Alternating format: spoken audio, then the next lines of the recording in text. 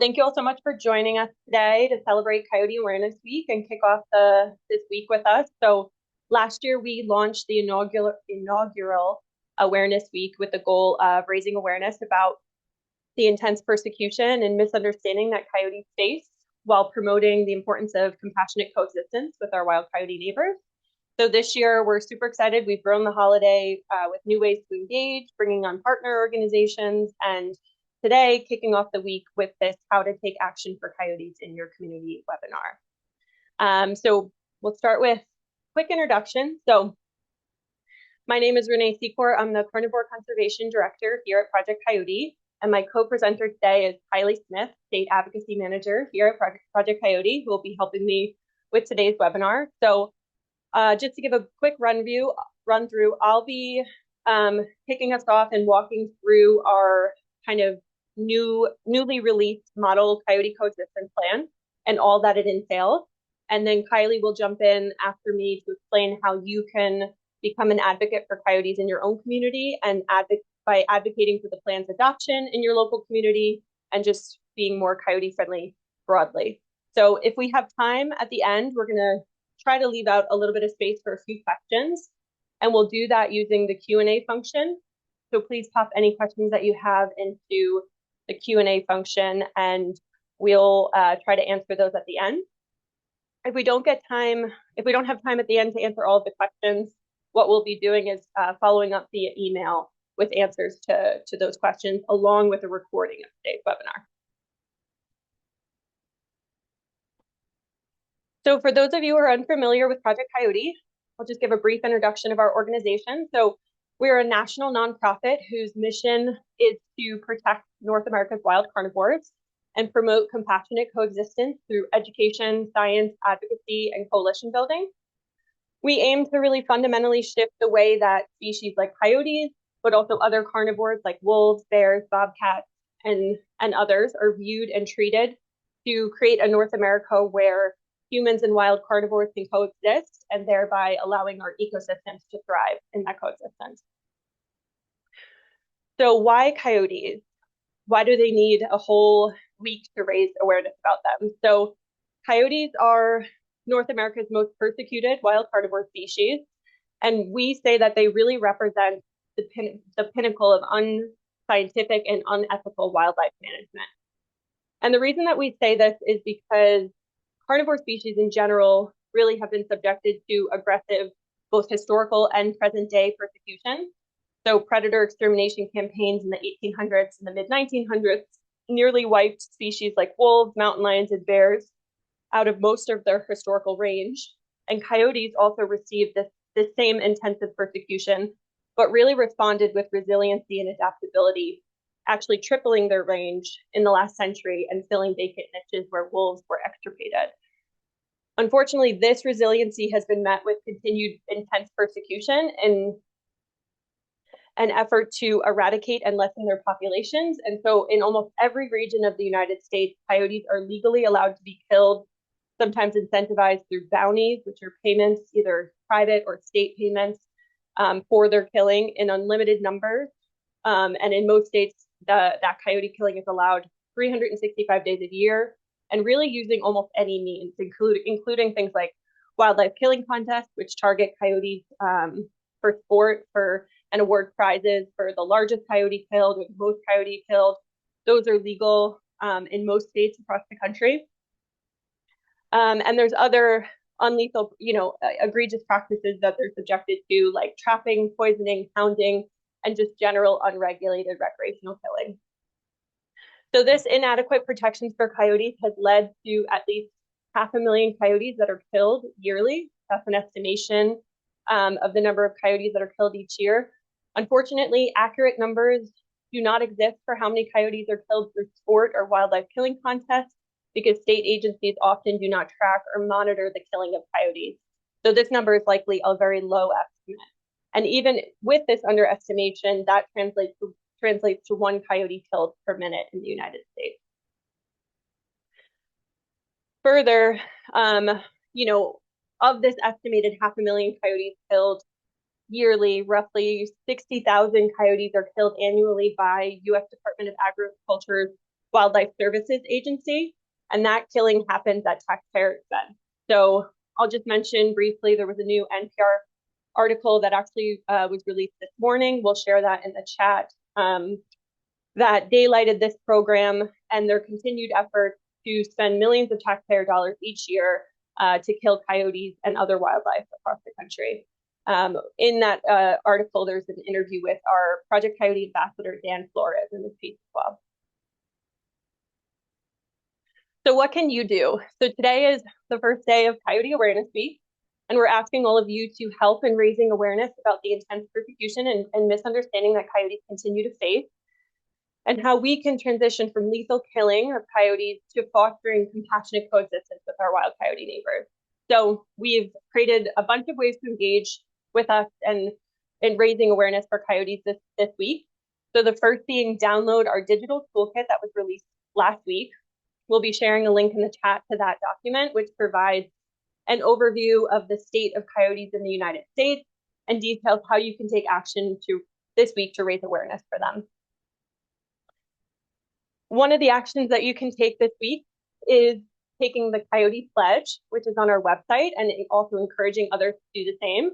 So this Coyote Pledge essentially is a way for you to pledge to do a few things. One being recognize the importance of coyotes, take responsibility to learn about the critical role that coyotes serve in our ecosystem, like helping to maintain biodiversity and healthy ecosystems.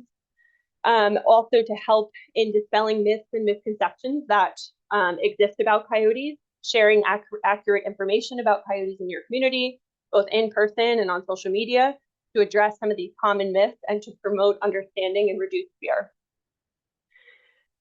Also pledge to support community coexistence efforts to learn how to keep coyotes wild through humane hazing and reduction of attractants, which we'll get into on kind of all the resources that exist around coexistence strategies that are in our model plan.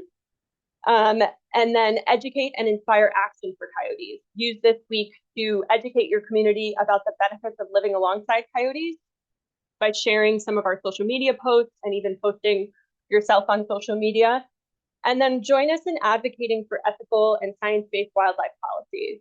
Support policies in your state and at the federal level that protect coyotes and oppose some of the inhumane practices like indiscriminate trapping, wildlife killing contests, and hounding, and really become an ally for coyotes through positive policy change.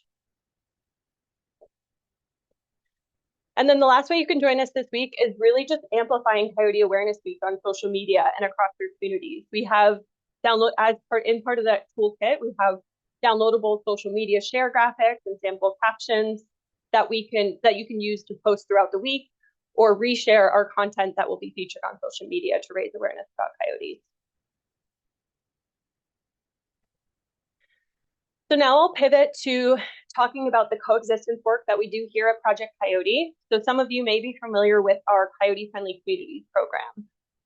Unfortunately, too often, the response to coyote conflicts is indiscriminate killing, which ignores coyotes' intrinsic value, as well as the ecological value that they provide for our communities. So Project Coyote's Coyote Friendly Communities program partners with local groups to promote non-lethal science-based conflict solutions focused on coexistence education, outreach, and community empowerment. Some of the recent happenings in this program and new resource offerings that we've recently published include our new model coyote coexistence plan. That'll kind of be the topic of today's webinar. That really provides guidance to local communities on how to coexist with coyotes in your community. And we'll get into the details of that plan in a second. But some of the other resources that are available on our website include video modules. We launched 3 video modules last year as part of our Coyote Coexistence program, and we'll be launching an additional video modules later this year. And they provide guidance on really important topics such as how to humanely haze coyotes, or how to conduct a yard audit to remove coyote attractants and reduce negative interactions in your community. And then the last bit I wanted to mention is just we have educational resources on our website as part of our Coyote Friendly Communities program. So there's signage, flyers, brochures, and downloadable materials all available for download and use in your community. We just launched a new website and have these downloadable resources as part of a section on that website where you can easily access all of them. And Kiely will be sharing that in the chat. So now let's get into the details of the model coyote coexistence plan. So what are coexistence plans? These essentially are guidance documents for municipalities on how to manage, or more correctly, how to manage for coexistence with coyotes in local communities. They really provide a framework for reducing human-wildlife conflict in urban and suburban communities, and they do that based on the best available scientific information and research and best practices that exist on coexistence strategies. So why are coexistence plans important? So urban habitats, and I say urban throughout this presentation, but includes kind of the suburban and urban communities collectively. So urban spaces are also wildlife habitats, and within such shared spaces, in the absence of adequate education, conflict between people and wild animals tend to be exacerbated as humans kind of continue to appropriate space and simultaneously generate attractants for wild animals. So some attractants include leaving garbage exposed, also intentional wildlife feeding, or increases in prey populations that occur in our urban environments like rodents as well. So coexistence plans lay out the necessary steps for municipalities to follow and to take to avoid negative interactions with coyotes, and specifically how to address both perceived and actual conflict. And so some of the factors, how to address some of the factors that continue to contribute to conflict, including dismissive beliefs, misconceptions, and negative attitudes toward coyotes, a lack of knowledge about animal behavior, which leads many times to the perception of conflict where there actually isn't conflict, or incorrect responses about normal animal behavior. And then inappropriate human behavior towards wild animals, such as feeding wildlife and thinking that that's helpful to wildlife where it actually is harmful to them. So our newly released model plan is based on best available scholarly research and best practices, and includes a real full spectrum of coexistence tools that exist for municipalities to use. So I'm going to start by walking through some of the basic guiding principles of this plan. The first being human safety. So human safety is a priority when addressing human-coyote interactions because coyote attacks on humans are very rare, so emphasis is placed on reducing misperceptions of risk from coyotes and mitigating risk of negative interactions. The next guiding principle of the plan is a do no harm principle. So do no harm is a priority in responding to human-wildlife interactions. All animals, including coyotes, have intrinsic value. They're valuable as an end in themselves, and they value their own lives and relationships. So therefore, our conflict responses really focus on a triage, non-lethal method response to mitigate harm to coyotes. And harm mitigation also aligns with the broad public kind of increasing concern about animal well-being as well. Another guiding principle of the plan is that we live in multi-species communities. So urban wildlife and their habitats are essential and really valuable components of both the local ecological and socioeconomic community. So many coyotes call our cities home, and they not only are able to thrive in urban environments, but they also contribute to the community of life when they do thrive in our environments. So coyotes are top-down ecological regulators. They contribute to a whole variety of ecological processes, such as limiting mesocarnivores like foxes and raccoons. They also help to regulate rodent and rabbit populations, by which, regulating mesocarnivores helps to benefit species like ground nesting birds, thereby contributing to biodiversity within our ecosystems.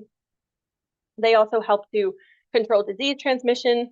So really by respecting coyotes' self-determination, their ecological role, and kind of allowing them to thrive in our communities, we reciprocate their kind of in-kind contributions to our own well-being, both ecologically in our communities. The next guiding principle of the plan is coexistence. So Coexistence techniques and decisions must be based on a thorough understanding of the behavior, biology, and ecology of urban coyotes, which are plan detailed in depth. We also are guided by conflict mitigation. So conflict mitigation will emphasize the least harmful preventative practices and focus on modifying human behavior, including reduction and removal of wildlife attractants and appropriate human responses to negative interactions, such as using hazing as a strategy to address negative interactions with coyotes. Also, indiscriminate killing dismisses the science and intrinsic value of coyotes. So the killing of coyotes not involved in conflict, which is also known as indiscriminate killing, dismisses their intrinsic value and has been also proven counterproductive for conflict mitigation, also for coyote population regulation, or improving ecological processes and associated ecosystem benefits. It's also very costly and economically inefficient for local communities to use as a strategy, so it makes economic sense to coexist. Also, proactive community education is a guiding principle of this plan. Frequent community-wide education and outreach are essential in supporting human and animal well-being and in promoting their coexistence. And then the last element, which is, runs through all the work that we do, is all endeavors to promote coexistence necessitate a compassionate, respectful, and fair approach. So this plan aims to really obviously foster that human-coyote coexistence in the urban context. So just quickly touching on the goals of this plan, the first being an increased holistic education, which includes both ethical and scientific education that fosters understanding and appreciation of coyotes, leading to both improved human-coyote relationships and reduced conflict. And then the second goal of the plan is to help the widespread implementation of science-based conflict mitigation measures focused on human behavior modification and reducing coyote attractants in our communities. And the last is an efficient, effective, and triage response to conflict by government officials that strives for harm mitigation to humans, domesticated animals, and coyotes. So how does the plan do this?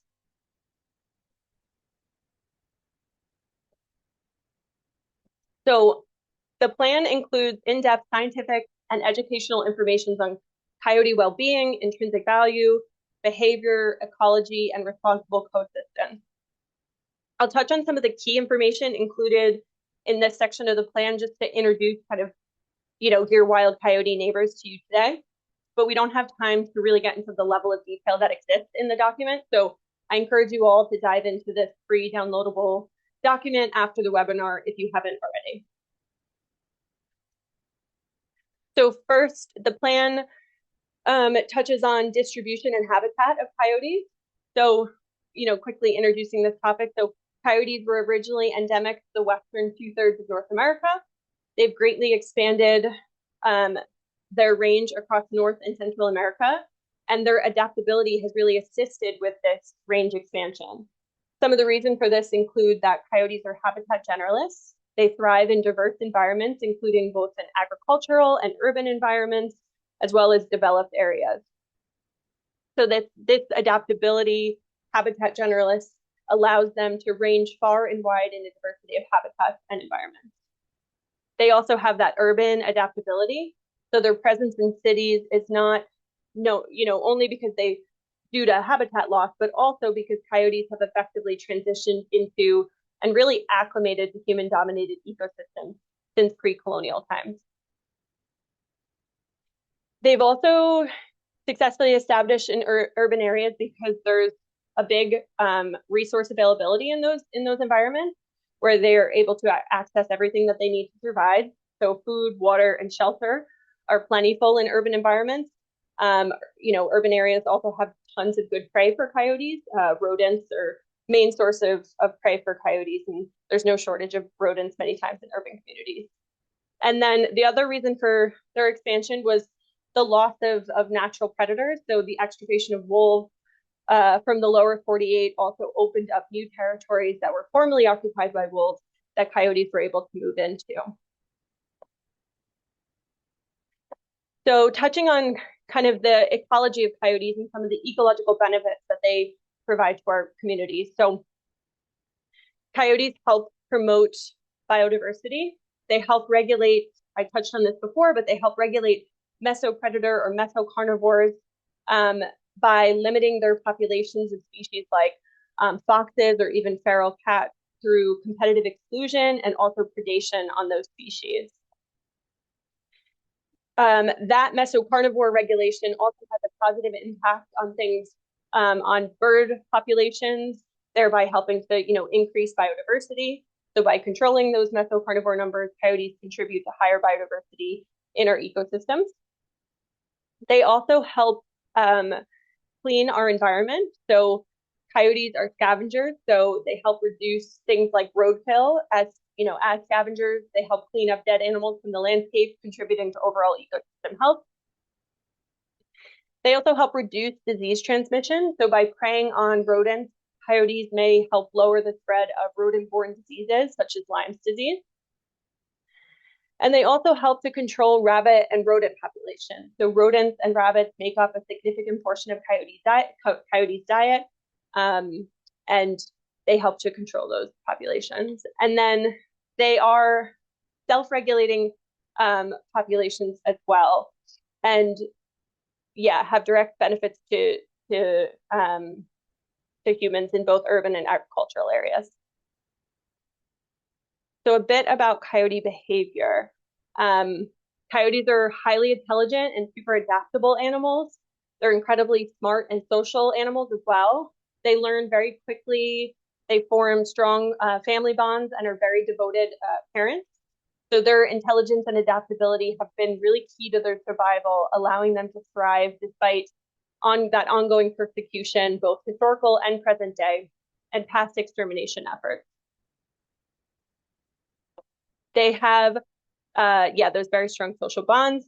They have very flexible activity patterns. So in rural areas, coyotes are active both day and night, but in urban areas, studies tend to show that coyotes tend to be more nocturnal, but so more frequently seen during dawn and dusk. But I'll say that by also mentioning that seeing a coyote during daylight hours is actually normal and doesn't necessarily indicate concerning behavior. It just happens to be in urban environments that we tend to see them being more nocturnal. Coyotes vocal and communication. So coyotes communicate using howls, yips, scent marking, and body language. They often respond to sirens and loud noises. Their scientific name actually means barking dog. And they have this trick called the view-just-see effect. I think I'm saying that right, where a small group of howling coyotes together can actually sound like a much larger pack, creating the illusion of greater numbers than actually are present. So in order to display that to you, I'm going to play a video, which is actually taken by one of our Project Coyote ambassadors, Daniel Dietrich, because I think it's just really great visual and audio of coyote behavior. It's also just like ridiculously cute as well. So what you'll see in this video is 5 coyote pups at a denning site waiting for their parents, who they finally, if you listen closely, you can kind of hear a coyote in the distance calling to them, and then the pups responding. But I just wanted to give a quick warning. I think it's a little loud. We were playing it before we jumped on. So part of the reason I'm wearing headphones is because if my dog hears this, she'll bark in response for about 15 minutes straight. So you might want to turn down your audio just a nudge as I turn this on.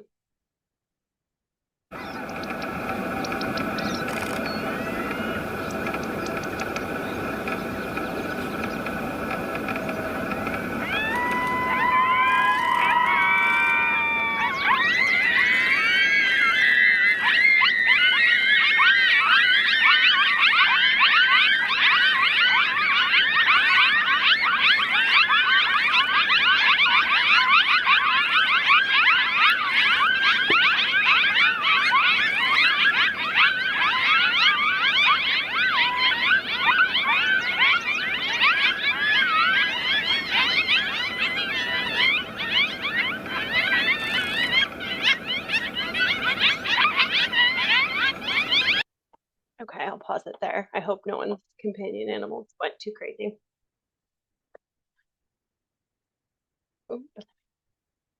Okay, so now I'm going to transition into talking about some of the coexistence strategies that are covered in the model plan. So this is where the model plan really provides a ton of useful guidance on how city managers can influence and teach their communities on how to effectively coexist with coyotes.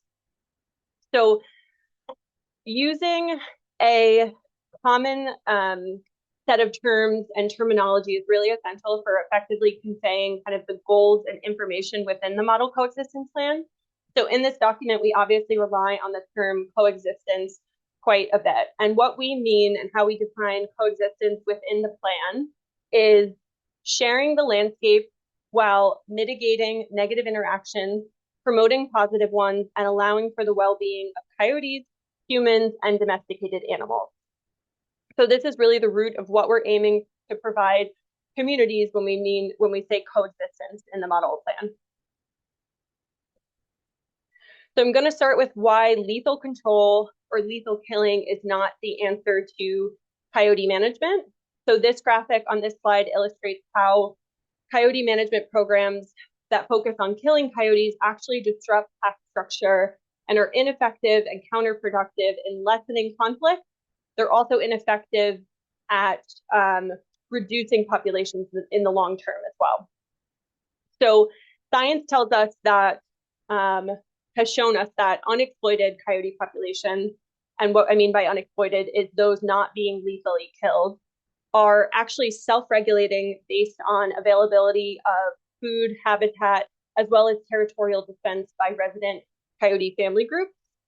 So typically, and what you'll see in this graphic is that typically only the parents or the dominant pair in a family group of coyotes will reproduce, and they generally will do what's known as kind of a behavioral suppression of reproduction among subordinate members of the family group. So what lethal control does, or what killing coyotes does, is disrupt that kind of coyote families, essentially breaking them up, allowing more coyotes to reproduce at younger ages, encouraging larger litter sizes because there's decreased competition for food and habitat, and then that also increases the pup survival rate. So overall, increasing populations in the long term. Indiscriminate killing is also counterproductive for addressing conflict, and this has been found in studies across the country as well. So that disruption of pack structure also compromises things like observational learning of natural hunting and foraging behaviors, which really happen across generations of coyote families. So coyote parents can no longer teach pups appropriate hunting behaviors, which can actually lead to an increase of conflict with domesticated animals instead of coyotes relying on natural prey sources. So despite this data, indiscriminate lethal control unfortunately persists, despite kind of the negative ecological and well-being implications for coyotes, and it's ultimately economically costly and functionally ineffective.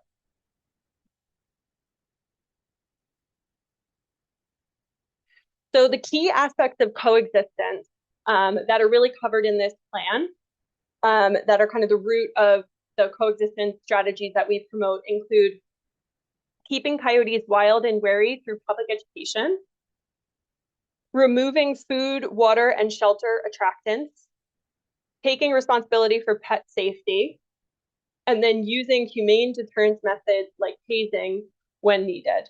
So I'm going to expand on these coexistence best practices, but we'll also note and encourage you to kind of dive into the model plan for more details on each of these. So starting with coyote attractants. So what I mean by attractants are, these are resources that may actually lure or encourage coyotes to frequent particular areas. So like I mentioned before, urban residential landscapes offer an abundance of food, water, and shelter to coyotes. So I'll note one study in the model plan that analyzed coyote conflicts with humans. It was a 2009 study, and found that a third of reported negative interactions with coyotes were either intentionally or accidentally being fed by residents near the site of the incident. So attractants really are kind of a proven cause of conflict. So what are some of these attractants that actually invite the potential for conflict? Well, food is a big one. Also a big attractant for me as well, so I get it. Whether that, food is through indirect or direct feeding. So humans provide access through things like bird feeders, compost piles, and pet food left outside, which obviously attract not just coyotes, but other critters as well. Garbage is another one, and not only because coyotes will kind of, could scavenge on garbage, but also because it attracts their main prey sources as well, such as rodents and raccoons. And then fruit trees are sometimes an unexpected one, which actually coyotes and other species will snack on leftover fruit from fruit trees as well. So what the model plan does is includes a yard audit checklist that you can use to identify any potential attractants that may be drawing coyotes into your backyard and how to address those attractants. So some of the solutions to wildlife attractants in your community include using wildlife-proof garbage containers with tight-fitting lids, so coyotes and other animals don't have access to garbage, not leaving pet food outside, taking the trash out the same morning pickup is being scheduled in order to reduce the amount of time that garbage is left kind of unattended outside, keeping compost in secure containers so animals don't have access to it, keeping fallen fruit off the ground so coyotes and other species don't feed on it, as well as keeping bird seed off the ground as seeds attract rodents, which then attract coyotes. So removing feeders if coyotes are seen in your yard. Another attractant, two other attractants that I want to mention that are part of this list are both shelter and water. So urban coyotes predominantly in our urban communities will inhabit green spaces, but buildings such as, sheds and decks and even kind of landscaping can actually serve as shelter for coyotes. And during the springtime, when coyotes are raising young, they often concentrate their daily activities around those dens, which can actually include spaces, below our sheds and decks. So this proximity increases the potential for conflict between coyotes and people and domesticated and companion animals. So we encourage closing up any potential denning sites to reduce the chances of coyotes actually denning in neighborhood backyards. And then the other attractant I wanted to mention was water. So urban environments offer a constant supply of water throughout the year. But some of, human-made landscaping features like ponds or bird baths or pet water containers can actually attract coyotes into your yard as well. And then for public spaces, the model plan is really a resource as well for city officials and, public administrators. So when thinking about attractants in public spaces and kind of reducing the potential for conflict, there's really a variety of proven ways to reduce attractants in public spaces. So such as, reducing shelter around public areas by requiring the thinning of vegetation in places where coyote dens would be particularly problematic, like dog parks or high traffic trails or residential buildings, and then securing, other problematic den sites like under public structures, but also really encouraging just a reduction in attractants like the availability of human associated food, so securing garbage containers in public spaces, dumpsters, and making sure that compost piles are either secure or removed in order to not increase negative interactions. So another coyote attractant is can be backyard domestic animals such as chickens, rabbits, or ducks. These are potential prey for coyotes, so be sure to create kind of, secure enclosures for these animals. Don't let them free range without appropriate protections for predators that include not only coyotes, but also foxes and birds of prey, raptor species. We, in our model plan, detail ways to predator-proof coops and kind of the best practices for ensuring that backyard flocks are properly protected. We'll also have a video module that'll be coming out later this year, walking through how to properly predator-proof any coops and enclosures that you have in your backyard.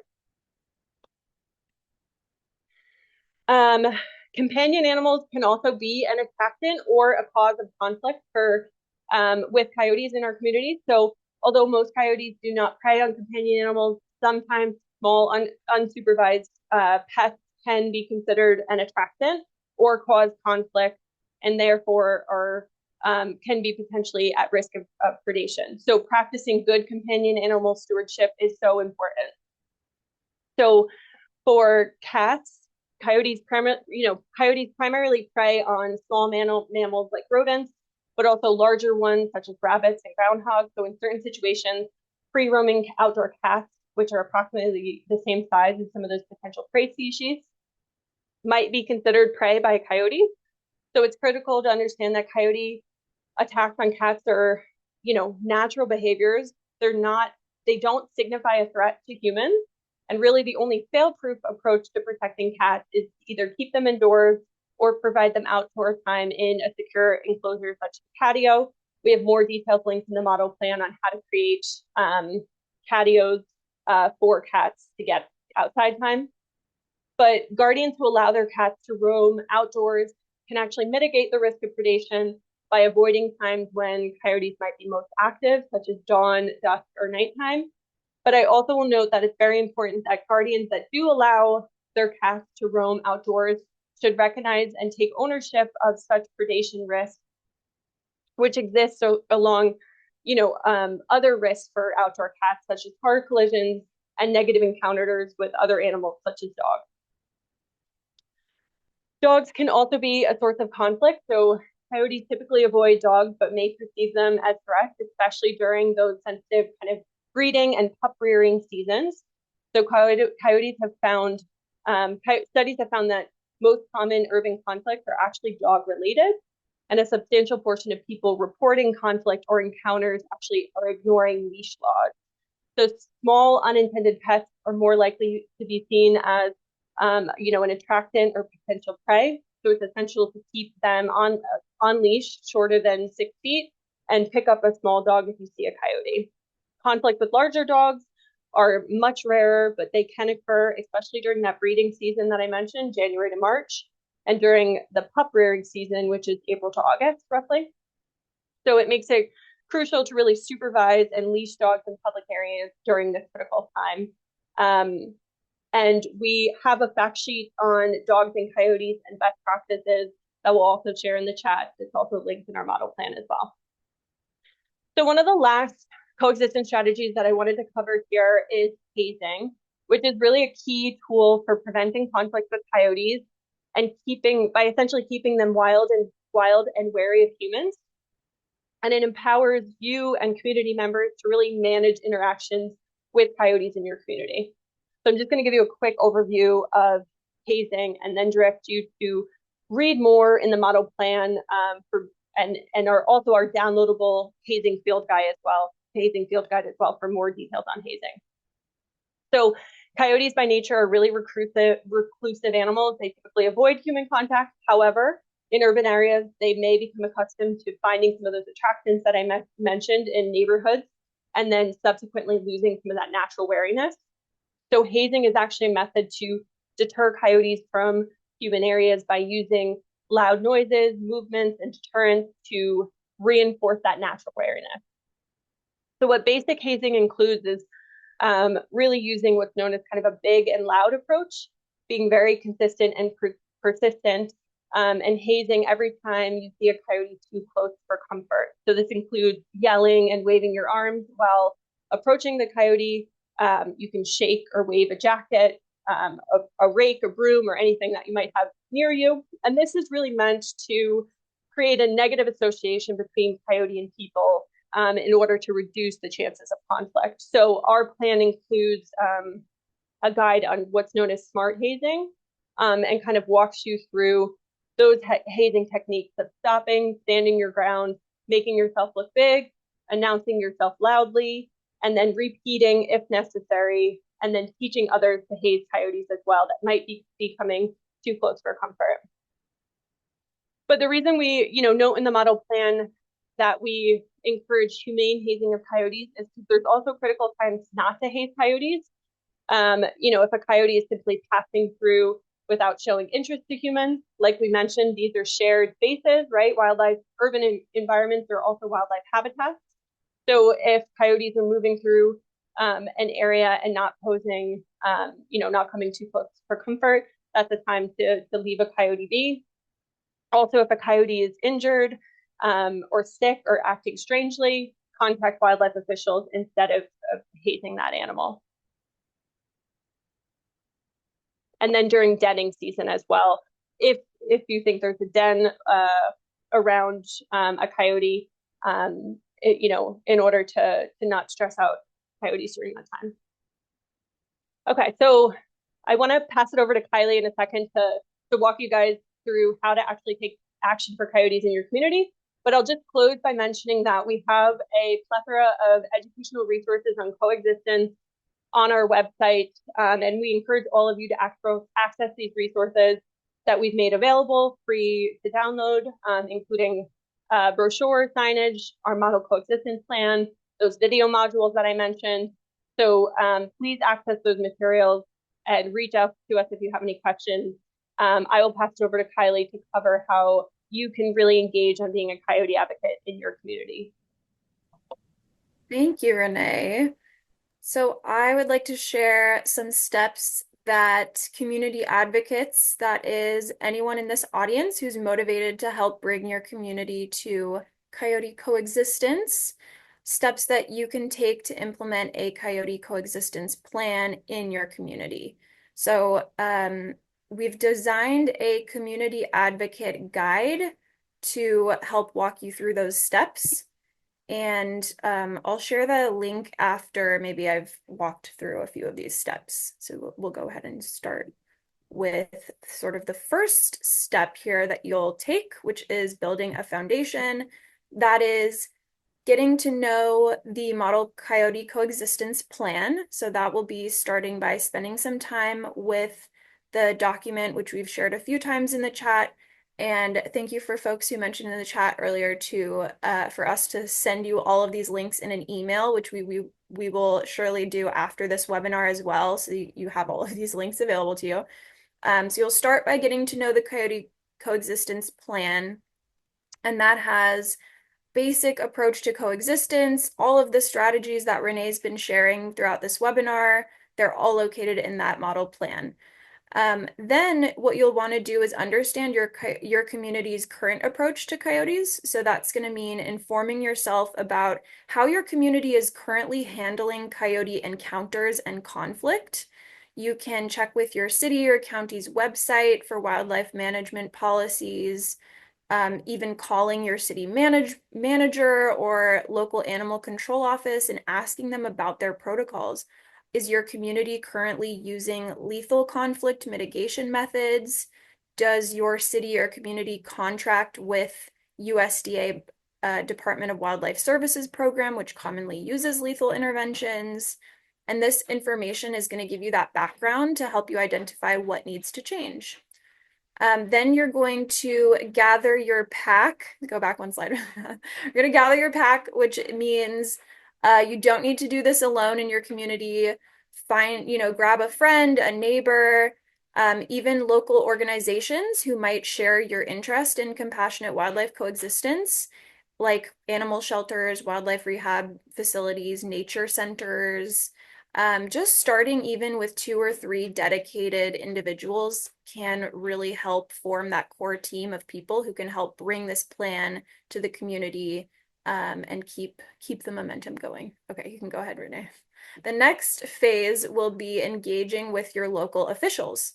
So that means first identifying the decision makers in your community. So that means researching city council members or county commissioners or the departments that handle wildlife issues. Could be city, community, animal control, parks and open space departments. Also, there's a variety of levels of sort of communities that we're working within here. So you're going to have to think about that. Maybe go to your local government's website to find contact information. And don't worry about reaching all of your decision makers at once. Even just identifying one sympathetic community official can be a really great starting point to make some progress. Then you're going to use some of our Project Coyote ready-made Coyote-friendly community materials to make your case to your local officials. So you don't need to create materials from scratch here. Project Coyote has all kinds of handouts, fact sheets, um, social media postings, and all of those things, including what you'll find in the model plan. But we have all of those resources on our downloadable resource page on the Project Coyote website. And something to note is to try as much as you can to maybe customize those resources, gathering information that's specific to your local community to make it as relevant to your local official as possible. And then you're going to connect with those decision makers. Reaching out to city officials can seem intimidating at first, but we should remember that all of these folks are here to serve your interests as a community member. So can be simply emailing, introducing yourself, and asking for a brief meeting with your community officials to discuss wildlife coexistence. And when you meet with them, you're going to want to bring copies of some of these educational materials. You're going to want to really be friendly and respectful and just focus on how coyote coexistence can really benefit the entire community, including even cost savings compared to traditional lethal control programs. Okay, go ahead, Renee. Okay, and then phase 3 is our building that community support. So this can look like sharing educational materials with your neighbors. That is some of our downloadable resources. We have brochures, posters, trail signs, infographics for social media, all of those available on our downloadable resources page. These materials help explain coyote behavior, how you can prevent conflicts, and why coexistence makes sense. So you can distribute these in local events, libraries, neighborhood gatherings, all kinds of places. And there's also the resources that are in the model coexistence plan itself, like Renee shared with us the yard audit checklist, for example, with all of those a checklist of different things that community members, different steps that community members can take in their own backyard, literally, to help make the community more removing attractants and more friendly toward coyote conflict. Okay. And then, yes, hosting or joining community events. Community education is going to be a component of getting the word out and encouraging coexistence. That means hosting maybe some fun events. There could be living with coyotes workshops at the local library, tabling. You could even host neighborhood coyote walks. Could be a really cool way to identify some of those attractants in the community and help discuss solutions with the folks who show up. You might even have tables at local farmers markets and festivals and gatherings and things. And then we have sharing positive stories through media channels. We want to help shift the community perceptions by sharing positive information about coyotes. So you can think about submitting letters to the editor for maybe a community news outlet, sharing social media posts, which we have some of in our Coyote Awareness Week toolkit for you all to utilize. Um, and yeah, community channels like Nextdoor or Facebook, sharing some positive information, some educational information about coyotes and how we can coexist together. And then the last phase is sort of formalizing that your community is coyote friendly. That could look like, first of all, presenting the coyote friendly community resolution. And this is located in Appendix D in the model coexistence plan. There's a template for a like a city or a county or community resolution that your community can kind of officially approve to share that they have built support within the community for becoming coyote friendly. And um, there are some steps that your community can take to get there. You can always reach out to us for some more support if you're not sure what to do with the resolution, but it's located in the back of the plan with some explanation. And then supporting those implementation efforts once the community starts rolling out some of these things, like implementing a city resolution or a community resolution, and rolling out, outreach efforts. Stay involved to ensure that these things are being implemented successfully. Um, Project Coyote offers all kinds of resources to help make sure, that signs get installed, for outreach within the community. And we have also training materials for workshops on how to haze, for example, and help. And all of those things are actually in the model plan as well. So I think that's oh, and then one more thing is in this guide, which I think Renee, maybe if you haven't, we'll put it in the chat, the link to this um advocate guide right here. There is also at the end of that a checklist for how the community itself, at the community level, the steps that can be implemented to take. So that could be a city, a county, or an even more local community, um, such as adopting an official resolution, um, sharing coexistence information with the community in some formal ways, and various other steps. So that there's a checklist in there for something like what you could share with the community officials when you speak with them as an advocate. And I think that's it for our advocate guide. Please get in touch with us, of course, if you have any more questions, and we are happy to support you working with your community and answer all of your questions in any other way. Thanks so much for listening to us and for helping support coyote coexistence. We appreciate you all. Yeah, thank you, everyone. Thank you, Kiely. So I knew we were only going to have a few minutes for questions, and there's a ton that have come in. So I just want to mention that for all the questions that have come in, we've been recording them on the back end here, and we will respond to a lot of these via email. But in an effort to answer a few with the time that we have left, so somebody asked about, would you suggest refraining from using bird feeders in urban areas entirely, or only if you've noticed the presence of coyotes in your area?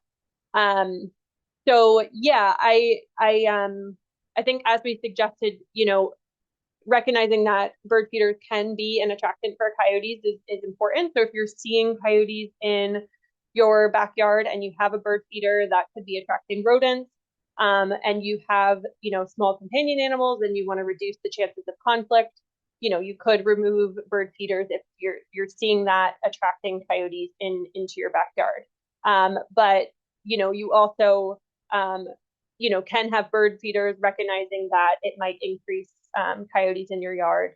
So just recognizing that is an attractant, I think, would be my recommendation there.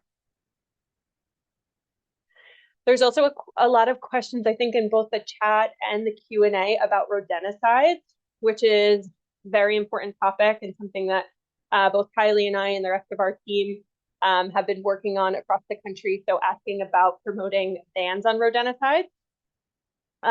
So I'll just mention briefly that where we work with a lot of our state representatives and state coordinators at the state level on promoting statewide bans on rodenticides, which have been successfully passed in California, but now efforts in many other states on enacting state bans, but also working at the local level to really educate people about rodenticides, and the effect that those have on the wider ecosystem and all the species that prey on rodents that are getting poisoned by rodenticides. So the answer is yes, definitely working on rodenticide bans both on the local and state level.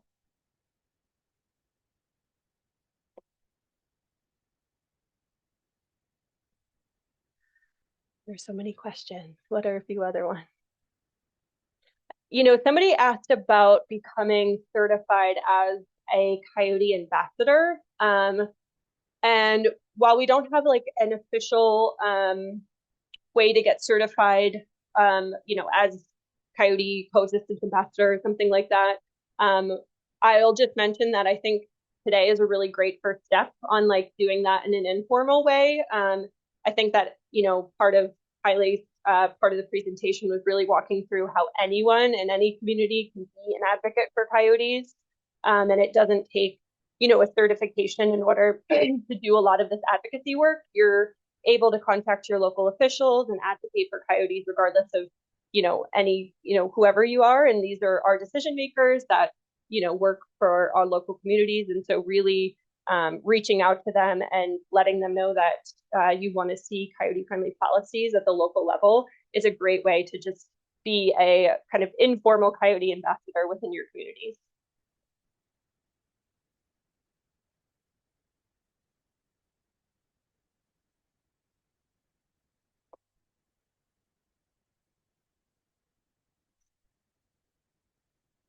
And then I know we're coming up on the hour, so one of the last questions I'll answer quickly, just live here. You know, um, Somebody asked about resources, webinars, and other resources for rural areas.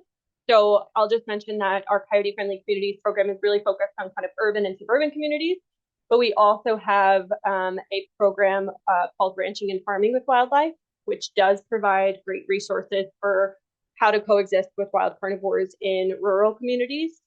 And so I would recommend checking out our website. We have a newly launched website, which has a ton of resources on our ranching and farming with wildlife page on kind of rural coexistence as well, including some previous webinars and downloadable brochures and materials around kind of that rural coexistence with wild carnivores.